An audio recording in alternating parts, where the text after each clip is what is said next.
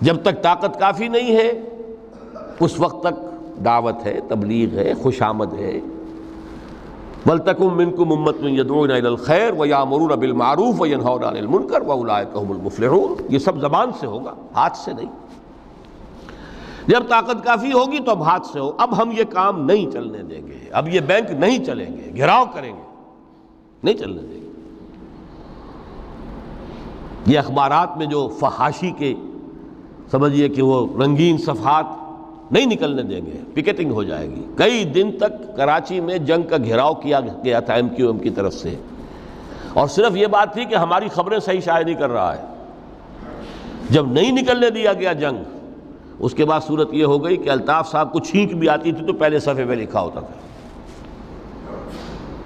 لیکن کریں نا، میدان میں آئے نا لوگ۔ یہ ہے اصل میں